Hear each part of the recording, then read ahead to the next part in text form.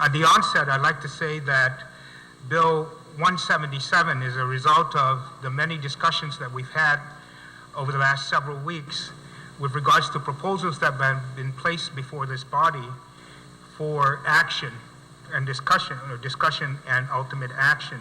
It's the fifth budget proposal before the body. 2 were from the governor's office and 3 from Appropriations Chair Senator Ben Pangilinan. Pangalinan's substituted Budget Bill 38, as you recall, was passed down party lines and eventually vetoed by Governor Eddie Calvo. An attempt for an override took place, but eventually failed as well. Governor Calvo then submitted his own Budget Bill 1S, which also was voted down, straight down party lines once again. We should add both measures were discussed and voted on just in the last week. Pangilinan further stated that the revenue numbers in Bill 177 are the same revenue numbers that the administration submitted in Bill 1S that were attested to and verified by the governor's fiscal management team.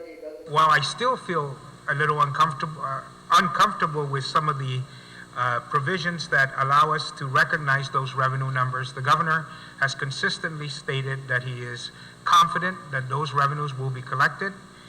Members of this body have expressed confidence in that by voting for the governor's revenue numbers in Bill 1S, called it fiscally responsible to adopt those revenue numbers.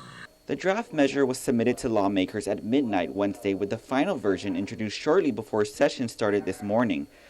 The newest budget bill appropriates $804.5 million for FY 2014. Among the notable differences between the bill and the governor's measure is it appropriates $7 million more for the provision for tax refund payments. It further restores the cost of living allowances once again to the $1,800 full restoration for retirees. The budget, meanwhile, also appropriates for Hay Study pay increases. Lawmakers, meanwhile, spent the latter part of the afternoon in the Committee of the Whole going chapter by chapter, section by section, discussing once again the appropriations for the Department of Education, to the Guam Memorial Hospital, to the various GovGuam agencies and departments. No one from the governor's fiscal team were present for the discussions. As for the mandate to pass and submit a budget to the governor no later than August 31st, a law committee on rules chair Senator Rory Respicio says has already been followed, considering a bill was passed and submitted last week. The budget, meanwhile, must be signed into law before the start of the fiscal year, which is October 1st, exactly 1 month from today. Reporting for Guam's News Network, I'm Ken Quintaniza.